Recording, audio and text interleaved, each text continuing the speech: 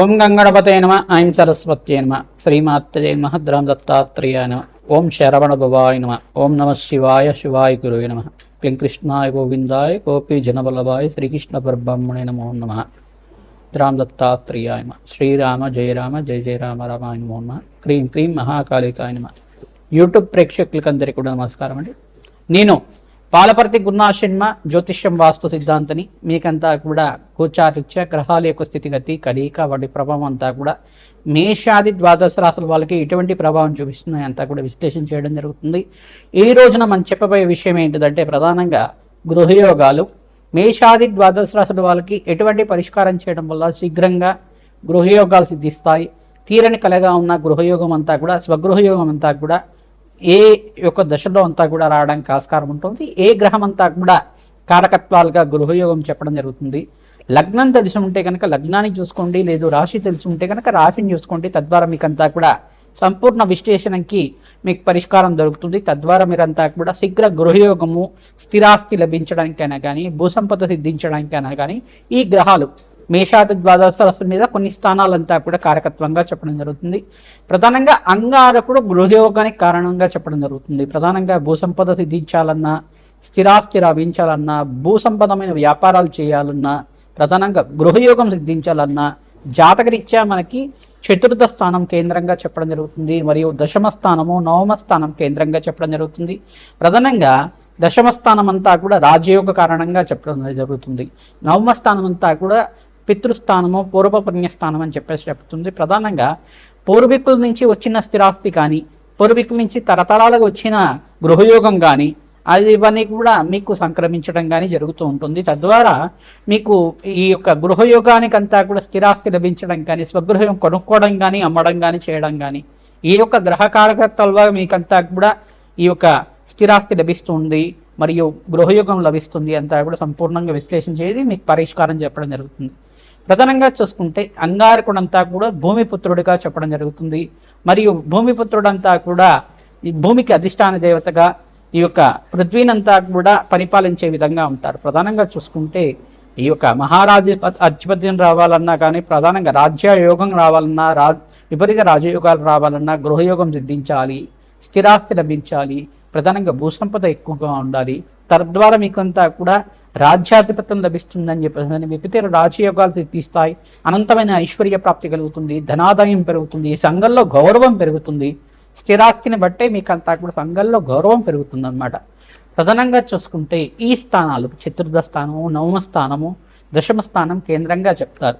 ప్రధానంగా జ్యోతిష పరిభాషలు ఈ స్థానాలంతా కూడా కేంద్రంగా గృహయోగానికి స్థిరాస్తికి కారణమవుతుంటాయి. ప్రధానంగా మాతృమూలకమైన స్థిరాస్తి కానీ పితృమూలకమైన స్థిరాస్తి రావాలన్నా కానీ ఈ గ్రహాలంతా కూడా యొక్కరంగా ఉండాలి. బృహస్పతి అంగారకుడు శుక్రుడు యొక్కరంగా ఉండాలి. ప్రధానంగా శని భగవానుడు కూడా యొక్కరంగా ఉండాలి.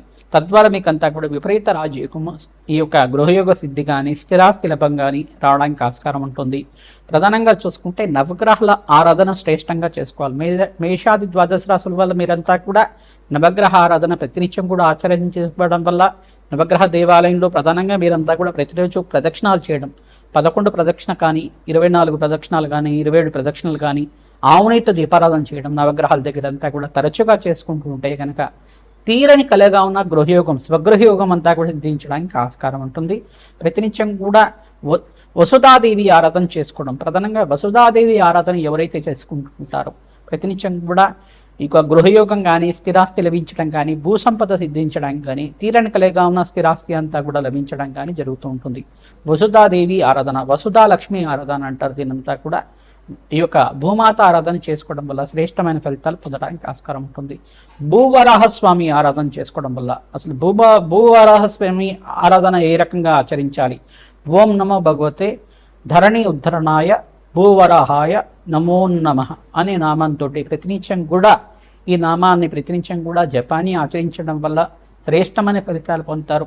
మీకు స్వగృహం లభించాలన్నా స్వగృహం లభిస్తుంది, భూసంపద సిద్ధించాలన్నా భూసంపద లభిస్తుంది, అనంతమైన ఐశ్వర్య ప్రాప్తి కావాలన్నా ఐశ్వర్య ప్రాప్తి అంతా కూడా లభిస్తుంది.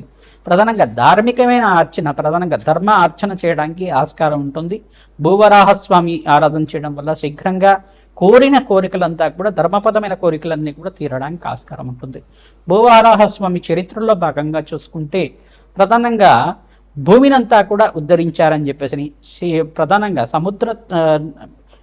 సముద్రం నుంచి అంతా కూడా భూమాతనంతా కూడా ఈ యొక్క రాక్షస సంహారం చేసి ప్రధానంగా మీకంతా కూడా హిరణ్యాక్షుడు హిరణ్యకశుడు కథ అంతా కూడా తెలిసే ఉంటుంది.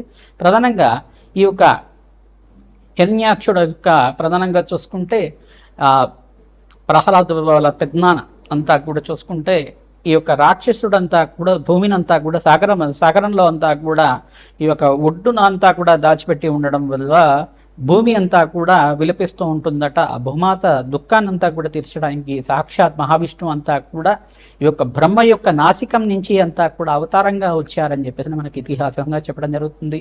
నరసింహస్వామి అవతారం కన్నా ముందుగా వచ్చిన అవతారం అంతా కూడా చెప్పడం జరుగుతుంది.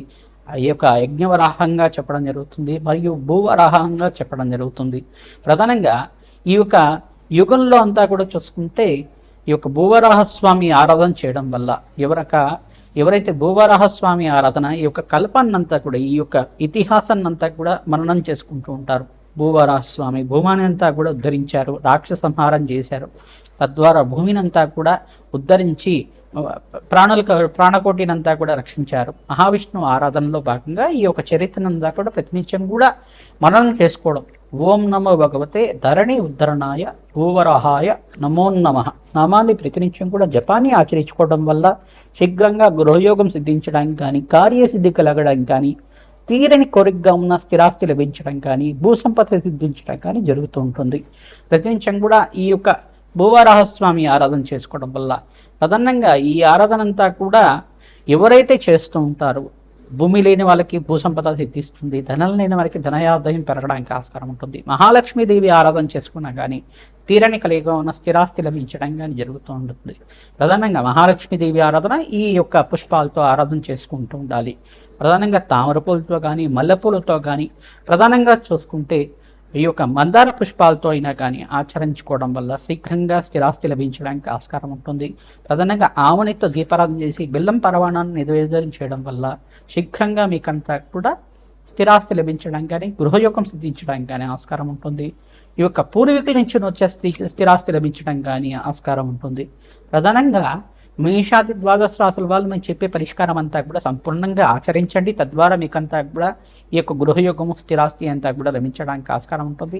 ఈ వీడియో అంతా కూడా చూడండి, లైక్ చేయండి, సబ్స్క్రైబ్ చేయండి. తద్వారా మీకు మంచి పరిష్కారం దొరుకుతుంది. మీలాంటి వాళ్ళకి అందరికి కూడా మీ మిత్రులు కానీ, స్నేహితులు కానీ, బంధువులకు కానీ అందరికి కూడా చేరవేస్తే కనుక వాళ్ళకు కూడా మంచి ఫలితాలు పొందడానికి ఆస్కారం ఉంటుంది. మాకంతా కూడా సహకారం అందించడం వల్ల మీకంతా కూడా అష్టైశ్వర్య ప్రాప్తి కలుగుతుంది. జగన్మాత అనుగ్రహం వల్ల మీ కోరికలంతా కూడా ధర్మపదమైన కోరికలంతా కూడా తీరాలని చెప్పి అష్టైశ్వర్య ప్రాప్తి కలగాలి, స్వగృహం సిద్ధించాలని చెప్పి ఆశీర్వాదం చేస్తున్నాం. శ్రీమాత్రే నమః. తులారాశి జాతకులకి జాతకం తెలిసి ఉంటే కనుక లగ్నాన్ని చూసుకోండి, లేదు రాశి తెలిసి ఉంటే కనుక రాశిని చూసుకోండి. ప్రధానంగా చూసుకుంటే మీకు ధనాదాయం పెరగాలన్నా, గృహయోగం సిద్ధించాలన్నా, స్థిరాస్తి లభించాలన్నా మీకు ప్రధానంగా ఈ గ్రహాలు కారకత్వం అవుతూ ఉంటాయి. ప్రధానంగా మీకంతా కూడా లగ్నవశాత్తు చూసుకుంటే చతుర్థ స్థానము, నవమ స్థానం ప్రధానంగా చూసుకోవాల్సి ఉంటుంది. దశమ స్థానము, ఏకాదశ స్థానంలో గ్రహాలంతా కూడా శుభమైన ఫలితాలు ఇవ్వడానికి ఆస్కారం ఉంటుంది. ఈ గ్రహాలంతా కూడా యొక్కరంగా ఉండాలి.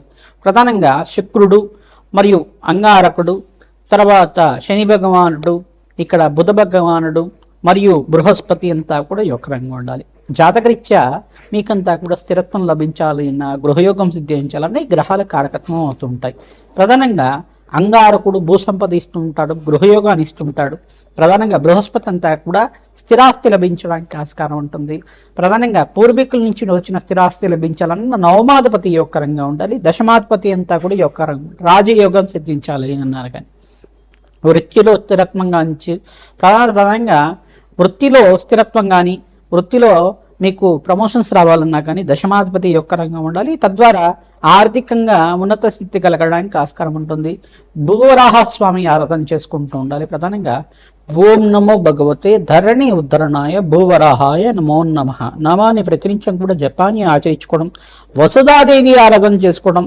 ఓం శ్రీం వసుధాదేవ్యై నమః, ఓం శ్రీం వసుధాదేవ్యై నమః, ఓం శ్రీం వసుధాదేవ్యై నమః నామాన్ని కూడా ప్రతినిత్యం కూడా జపాన్ని ఆచరించడం వల్ల వేద బ్రాహ్మణోత్వంతో ఈ మంత్రాన్నంతా కూడా భూవరాహస్వామి చరిత్రనంతా కూడా పారాయణం చేయించడం, భూవరాహస్వామి సహస్రనామాలంతా కూడా మూలమంత్ర సహితంగా అంతా కూడా యజ్ఞము హోమాది కార్యక్రమాలు అంతా కూడా ఆచరించడం, ప్రధానంగా మూలమంత్ర జపాన్ని అంతా కూడా ఆచరించడం వల్ల కూడా శీఘ్రంగా స్వగృహయోగ లాభాలు సిద్ధించడానికి ఆస్కారం ఉంటుంది. మీకు దగ్గరలో ఉంటే భూవరాహస్వామి క్షేత్రాన్ని కానీ, పుణ్యక్షేత్రాన్ని కానీ, దేవాలయం కానీ అక్కడికి వెళ్ళి ప్రతినిత్యం కూడా గురువారం రోజున, మంగళవారం రోజున, శుక్రవారం రోజున మరియు ఆదివారం రోజున అభిషేకాలు హోమాది కార్యక్రమాలు ఆచరించుకోవడం వల్ల శీఘ్ర ఫలితాలు పొందుతూ ఉంటారు. ప్రధానంగా అంగారకుడికి ఈ యొక్క కందులు దానం చేయడం, బృహస్పతికి అంతా కూడా ప్రీతికరంగా, బృహస్పతి గ్రహానికి అంతా కూడా ప్రీతికరంగా మీరంతా కూడా శనగలు దానం చేసుకోవడం వల్ల శ్రేష్టమైన ఫలితాలు పొందుతారు. పసుపు రంగు వస్త్రాన్ని దానం చేసుకోవడం, పసుపు కొమ్ముల్ని కూడా దానం చేసుకోవడం వల్ల గృహయోగం సిద్ధిస్తుంది, ధనాదాయం పెరగడానికి ఆస్కారం ఉంటుంది. గోమాత సేవ విశేషంగా చేస్తూ ఉండాలి. గోమాతకంతా కూడా పచ్చిక తెలగపెట్టి గ్రాసాన్ని సమర్పించడం, శనగలు, బొబ్బర్లు మరియు ఉలవలు, మినువులు అంతా కూడా నానబెట్టినవన్నీ కూడా గోమాతకు తరచుగా నివేదన చేయడం వల్ల కూడా గృహయోగం సిద్ధిస్తుంది. ఆర్థికంగా కష్టాల నుంచి బయటపడతారు, అప్పుల బాధల నుంచి బయటపడతారు, రుణ బాధల నుంచి బయటపడి స్థిరాస్తి లభించడానికి ఆస్కారం ఉంటుంది. మీకు రావాల్సిన స్థిరాస్తి అంతా కూడా కోర్టులో ఇరుక్కుపోయిందా? ప్రధానంగా చూసుకుంటే కొంతమంది స్థిరాస్తి అంతా కూడా పంపకాల్లో అంతా కూడా కోర్టులో ఉండడం కానీ జరుగుతూ ఉంటుంది. ప్రధానంగా కొన్ని జాతకుల్లో ఇట్లా జరుగుతూ ఉంటుంది. అంటే ఇక్కడ కాలసర్ప దోషంలో ఉండొచ్చు, రాహుకేతుల స్తంభంలో ఇతర గ్రహాలన్నీ ఉండొచ్చు, దశమ స్థానంలో కానీ, నవమ స్థానంలో కానీ, ఇక్కడ షష్టాష్టకాల్లో కానీ, రాహుకేతులు కానీ కొన్ని గ్రహాల యొక్క సంయోగం వల్ల జరుగుతూ ఉంటుంది. ఈ కోర్టు బాధల నుంచి బయటపడడానికి ప్రతినిత్యం కూడా మీరు వరాహస్వామి ఆరాధన చేసుకోవడం, భువరాహస్వామి ఆరాధన చేసుకోవడం, ప్రధానంగా వారాహీదేవి ఆరాధన చేసుకున్నా కానీ శత్రుబాధల నుంచి బయటపడడానికి ఆస్కారం ఉంటుంది. ఈ యొక్క లక్ష్మీ కుబేర శాంతి హోమాది కార్యక్రమాలు కానీ, రాజశ్యామల యజ్ఞాతిక్రతలు కానీ, ప్రత్యంగరాదేవి మూలమంత్ర సహితంగా యజ్ఞమ హోమాది కార్యక్రమంలో అభిషేకాలు ఆచరించడం కానీ, ప్రధానంగా శ్రీసూక్త విధంగా కుబేర హోమాది కార్యక్రమాలు ఆచరించడం కానీ శ్రేష్టమైన ఫలితాలు పొందుతారు. కాలభైరవ స్వామికి అంతా కూడా అభిషేకాలు చేయించడం, ప్రధానంగా గారెల మార వడమాల అంతా కూడా స్వామివారికి సమర్పించడం వల్ల శ్రేష్టమైన ఫలితాలు పొందుతారు.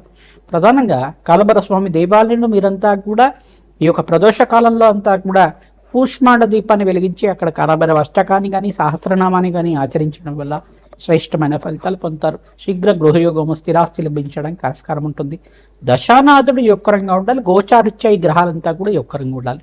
ప్రధానంగా శని భగవానుడికి తైలాభిషేకం చేయించి తిలలు దానం చేయడం, క్రమేపీ అంతా కూడా శనీశ్వరుడికంతా కూడా మూలమంత్ర జపాలు, శుక్రుడికి మూలమంత్ర జపాలు, అంగారకుడికి మూలమంత్ర జపాలు, బృహస్పతికి మూలమంత్ర జపాలు, బుధ భగవానుడికంతా కూడా మూలమంత్రాలు జపాలు చేయించడం వల్ల మీకంతా కూడా అష్టైష్ ప్రాప్తి కలుగుతుంది, ధనాదాయం పెరుగుతుంది. మహాలక్ష్మీదేవి ఆరాధన తామర పూలతోటి, తులసి దళాలతోటి, మారేడు దళాలతోటి అంతా కూడా ఆచరించడం వల్ల అష్టైష్ ప్రాప్తి కలుగుతుంది, స్వగృహయోగ ప్రాప్తి కలుగుతుంది, స్థిరాస్తి లభిస్తుంది, భూసంపద లభిస్తుంది, అష్టైష్ ప్రాప్తి కలుగుతుంది. శ్రీమాత్రే నమః.